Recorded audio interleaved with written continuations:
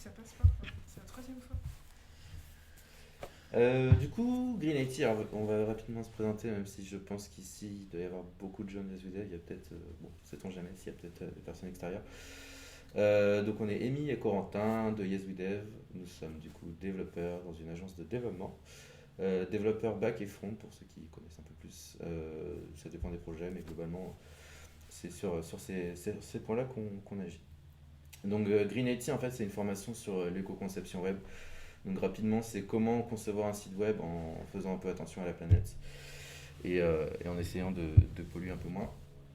Donc rapidement, un peu de contexte.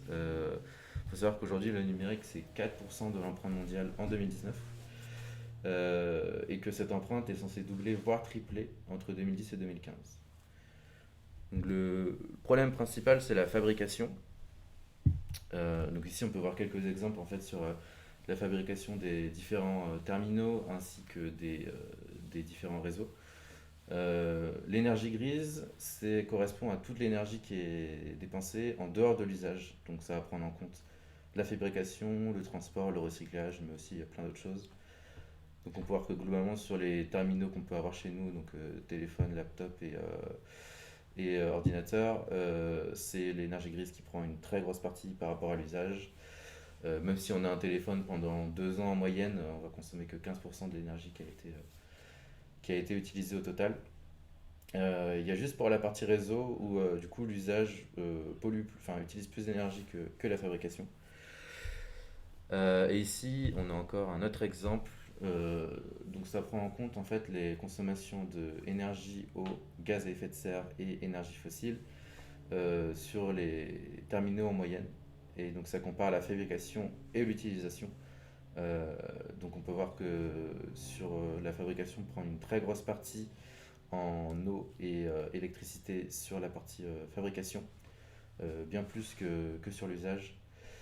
Euh, et bah, je pense que c'est à peu près tout pour cette partie-là. Ouais. Ici, c'est une petite astuce.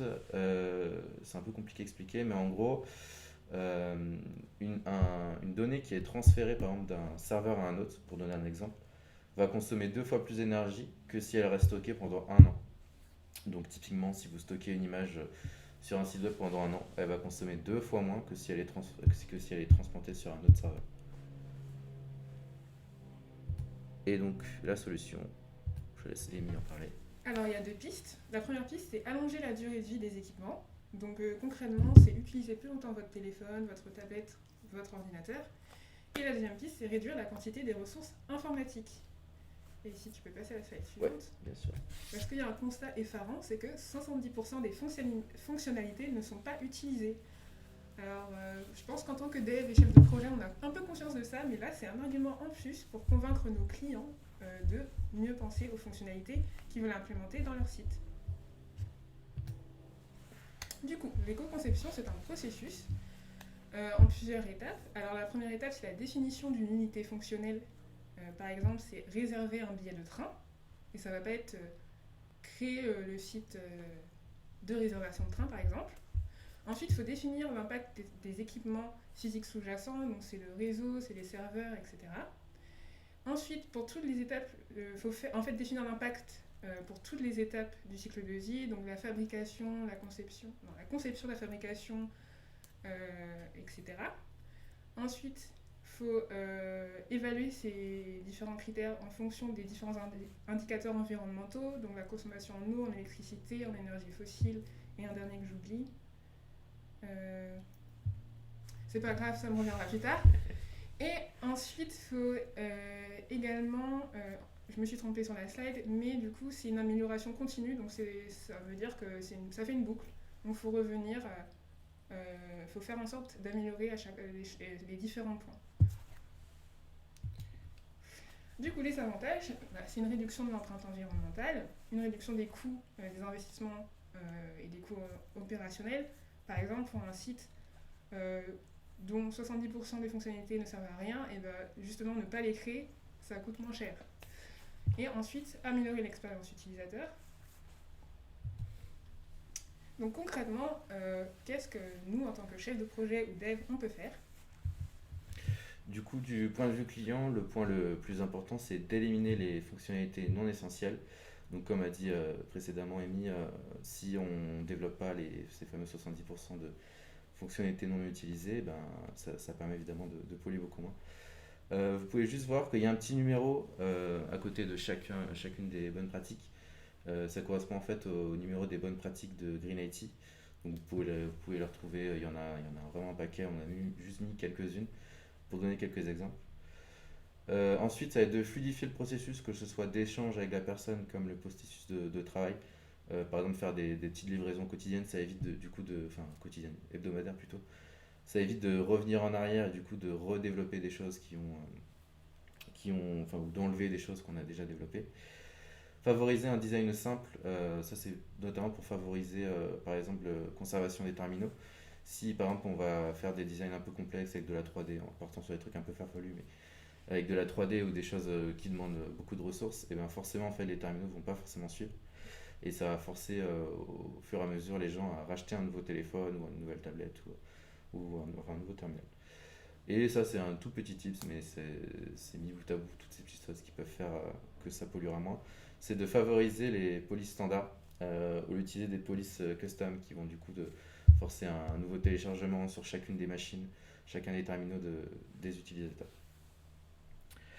Du coup, d'un point de vue dev, sur la partie front, ça se rapproche beaucoup en fait des bonnes pratiques WordPress parce que ça fait un peu ça fait un peu partie aussi forcément quand on consomme moins de ressources, on pollue moins. Donc, préférer l'approche mobile first, les îlots les images, redimensionner les images côté back. Typiquement, on va pas charger une image de 1920 par 1080 si c'est pour l'afficher en 30 par 40, ce serait un peu du gâchis. Éviter les animations JS, CSS enfin, du moins au maximum. Et surtout les animations JS, CSS complexes, ça va demander beaucoup de ressources sur les différents terminaux. Et typiquement sur un téléphone qui a 5 ans, ça peut être un peu compliqué des fois. N'utilisez que les portions indispensables de bibliothèque JS, CSS. Un exemple, par exemple, si on prend Bootstrap et qu'on veut que la grille, on va essayer de prendre que la grille de Bootstrap et pas prendre la bibliothèque au complet. Et préférer le texte brut au HTML pour les emails. Ça, c'est assez compliqué des fois à mettre en place suivant les clients ou suivant les attentes. Mais globalement, l'HTML consomme beaucoup plus que le texte brut. D'un point de vue back, ça va être du coup limiter le nombre de requêtes HTTP, utiliser tous les caches possibles du CMS, faire en sorte en fait que les utilisateurs ne recherchent pas en permanence les mêmes données. Mettre en cache les données calculées souvent utilisées, donc c'est un peu comme écrit précédemment, et limiter le nombre de résultats. On va préférer une pagination. Typiquement, quand tu arrives sur Netflix, il ne charge pas directement les 400 propositions, quoi. Il va les charger au fur et à mesure, ou alors il va faire une pagination. D'un point de vue des bots, donc mettre en place un plan de fin de vie. Donc ça c'est dans le cas où un site est mort parce qu'il est plus utilisé ou l'entreprise a coulé. Enfin il peut y avoir plein de raisons. Mettre en place en fait un dispositif pour rapidement détruire le site et faire en sorte qu'il ne consomme plus de ressources. Globalement, ça va être toutes les recommandations liées au cache. On aura également stocké les données dans le cloud, typiquement pour éviter aux gens de chacun télécharger un fichier. Si juste il est partagé une fois dans le cloud, il existe à un seul endroit et du coup ça évite de dupliquer cette donnée. Et comme on l'a dit par exemple auparavant, le fait de transférer une donnée, ça consomme 2 fois plus que de la stocker. Du coup en faisant ça, on limite le nombre de téléchargements et donc d'énergie perdue. Et du coup, monter les caches entièrement en RAM, en fait, c'est pour éviter du coup l'écriture et la lecture en permanence de ces différents fichiers. Du coup, je pense qu'on a fait à peu près le tour. Donc, il y a plein de recos que vous pourrez retrouver sur Green IT. Donc, on va pas tous vous les expliquer parce que c'est pas tellement l'objectif, ça prend un peu de temps. Et du coup, je laisse Amy pour la punchline de fin. On n'éco-conçoit pas un logiciel ou un site web, on éco-conçoit un acte métier. Mic drop. Tu vas prendre le micro quand même. Oui, mais je pense que si je drop le micro de Kevin, Ouais. Kevin va me la fenêtre. Voilà, donc à vos questions. On n'a pas parlé du facteur 4, mais on peut en parler juste après si vous voulez. Et aussi, bien sûr, il existe des outils qu'on n'a pas forcément mentionnés, mais par exemple d'Airbus qu'on utilise nous déjà. Il y a l'Eco-Index de Green IT, une petite extension disponible sur Firefox et Chrome au moins. Et d'autres. En fait, tous les outils liés à la performance en fait, sont des outils qu'on peut utiliser dans le cadre de l'éco-conception parce que en fait, on a remarqué en faisant la formation qu'il y avait plein de choses qui étaient en lien avec performance, qualité web et éco-conception. Donc, grosso modo, on peut utiliser les mêmes outils pour ces trois axes. Il y a Maxence qui demande c'est quoi un acte métier? Alors, mon cher Maxence, alors un acte métier, ça va être une action en fait à réaliser sur le site. Par exemple, sur le site de Yes We Dev, ce serait contacter Yes We Dev. Tu vois. Donc, en fait, tu vas aller sur le site, par exemple, tu vas faire une recherche. Ton acte métier, ce serait je souhaite contacter l'entreprise Yes We Dev. Et à partir de ça, tu vas aller, je sais pas, sur Google, tu tapes Yes We Dev. Contact, par exemple, en recherche. Ta requête Google s'effectue, tu as tes résultats, je sais pas comment on est classé, mais j'imagine que si on met Yes We Dev Contact, qu'un peu de chance, la page Contact ressort. Tu arrives dessus, tu remplis le formulaire, tu l'envoies, et ben en fait, à chaque étape, tu vas... par exemple, quand tu arrives sur la page de contact de Yes We Dev, tu vas utiliser l'outil Eco-Index qui va te calculer le score de la page en se basant sur le temps qu'elle met à charger, tout un tas de choses, et tu auras une note. Et en fait, l'idée pour évaluer par exemple ton impact énergétique, c'est de mesurer en fait chaque page que tu consultes pendant ton parcours. Et donc vraiment un acte métier, c'est une action à réaliser sur le site, grosso modo. D'autres questions? Je vois également le facteur 4 du coup. Donc le facteur 4 globalement c'est réfléchir à... Enfin c'est trouver une idée en fait pour limiter drastiquement en fait la consommation d'énergie. On peut prendre l'exemple par exemple de... Alors comment il s'appelait le concurrent de la SNCF? Captain Train, c'est ça. En gros quand tu vas sur la SNCF, on te propose plein de choses, mais vraiment comment trouver un transport le moins cher, le plus rapide. Propose également par exemple je sais même plus qu'est-ce qu'ils proposent exactement, d'hôtellerie, ils vont tout. Ils proposent plein de choses sur le site et au final les gens du coup ont un peu plus de mal entre guillemets à trouver les informations, même si globalement ça reste assez facile. Et par exemple Captain Train, ils avaient un site web qui datait de 98 il me semble, où c'était vraiment tout simple. Tu avais juste deux champs, il n'y avait pas de CSS, rien, c'était juste en HTML brut. Tu avais juste deux champs de formulaire avec ton départ, ta destination. Et après, ils te proposaient juste les noms des trains, enfin les références des trains et leur date de départ. Mais après, il n'y avait pas beaucoup d'infos, rien. Et en fait, les personnes qui utilisaient Captain Train continuent d'utiliser en fait, l'ancien site de Captain Train. Parce qu'en fait, il apportait beaucoup moins d'infos, mais il apportait que les informations vraiment essentielles. Et du coup, en faisant ça, ça fait quelque chose qui pollue, par exemple, qui pollue beaucoup moins, parce qu'il y a beaucoup moins d'informations dessus, et qui pour autant garde son utilité principale. Donc après, ça peut être décliné sur beaucoup de choses. Je sais pas si tu as un autre exemple. Non, ton exemple est bien. Mais du coup, facteur 1, c'est faire mieux, et facteur 4, en gros, c'est faire autrement. Si vous voulez résumer l'idée qui se cache derrière ce que vient d'expliquer Corentin. On a aussi un exemple ici qui nous est mis dans le chat de Teen Tiger. La diff par exemple entre la homepage de Google où tu as juste un champ de formulaire et pour taper ta recherche, et la homepage de Yahoo où tu as plein de choses, tu as les actualités, tu as vraiment beaucoup de choses qui apparaissent. En gros globalement c'est cibler un seul but et remplir uniquement ce but.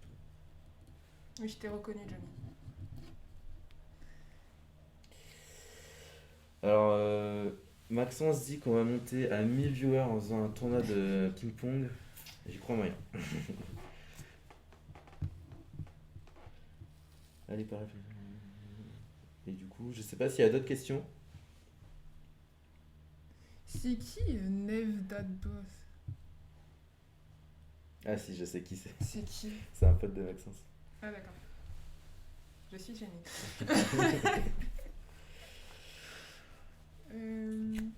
Bon, bah si vous avez pas de questions, moi j'ai un appart à visiter, donc ça... Non, Ouais, est-ce qu'il y a des questions? Qu'est-ce que vous en avez pensé? Qu'est-ce qu'on peut mieux faire? Parler moins vite, j'imagine. C'est un format qu'on aimerait essayer de mettre en place un peu plus régulièrement sur différents sujets, mais du coup, s'il y a des suggestions, des choses que vous voudriez, que vous trouvez pas ouf par exemple. Bon, Neve, le pote de Maxence a validé.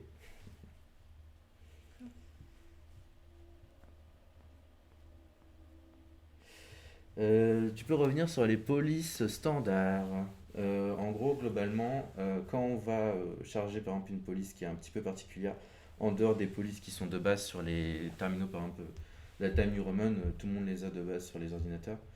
Et du coup, en mettant des polices particulières, les gens vont devoir les télécharger en allant sur la page. Et en fait, mis bout à bout, si par exemple tu as un site qui fait beaucoup de visites, bah, ça fera beaucoup de téléchargements de police.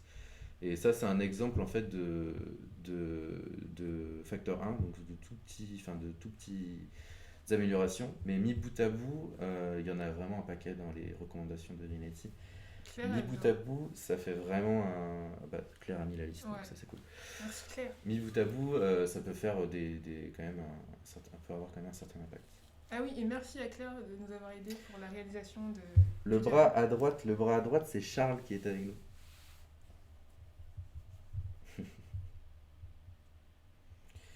C'est compliqué pour Yazudev d'agir là-dessus. Bah, en fait, Non, le plus important, c'est d'essayer de convaincre les clients.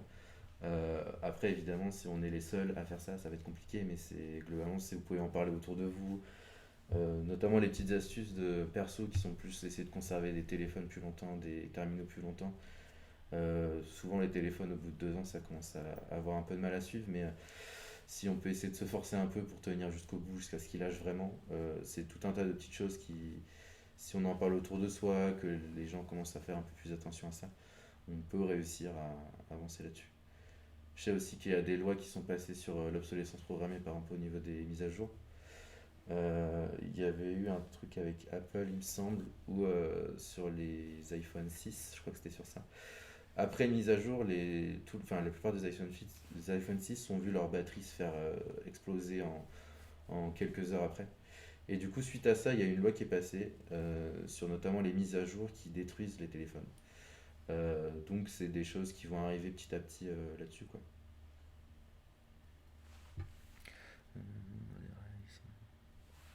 Je plus sois Johnny dans le chat.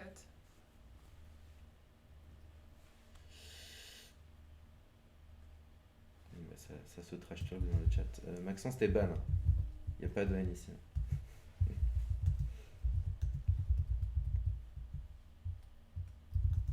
Oui, qu'avez-vous pensé de notre diapo, hein? C'est une collaboration, une édition limitée Corentin X EMI.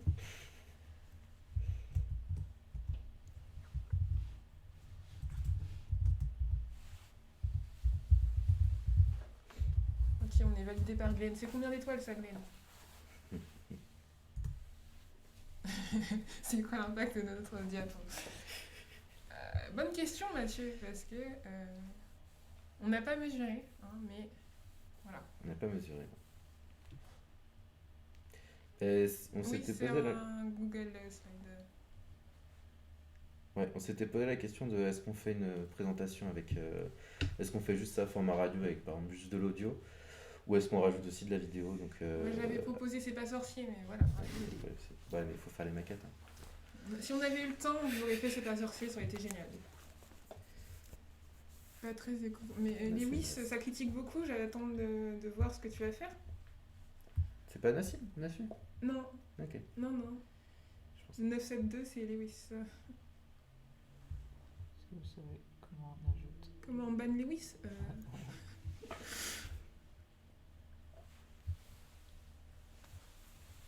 Ah, il manquait Marcel. Bah ouais. Mais Marcel, c'est Charles.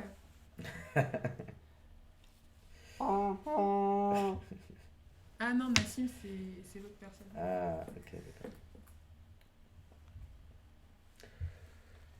Est-ce qu'on peut refaire cette présentation en facteur 4? On pourrait la faire Ouais, en faisant en juste direct. déjà sans Sans. faire la présentation, en faisant juste la présentation orale et par exemple en se rejoignant tous à un endroit, en y allant à pied Ou en vélo. ou en vélo. Je Mais pense en que soi, là, le support de présentation, c'est du luxe, mais c'est pas quelque chose de. On peut C'était pour vous quand même. Donc, Ouais, c'est ça. Mais du coup, les prochaines fois, on fera rien. Voilà. En fait, il n'y a plus de coucou technique, c'était le premier et le dernier. Salut. Bim, facteur 12.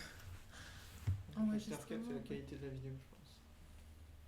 Parce qu'en 1080, si tu passes la qualité de la vidéo en 360 Ouais, déjà. au niveau, là, tu passes au Déjà. facteur 4. À la limite, on fait du pixel art directement. Non, Tu mais fais c'est vrai un qu'on n'a carré peut-être pas noir. besoin de 1080 pour ça.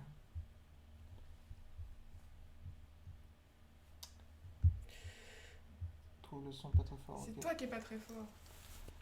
Ça, c'est. Le Pas très Ouais. fort, ok. C'est des choses qu'on va essayer d'ajuster. Ouais, là on va progresser.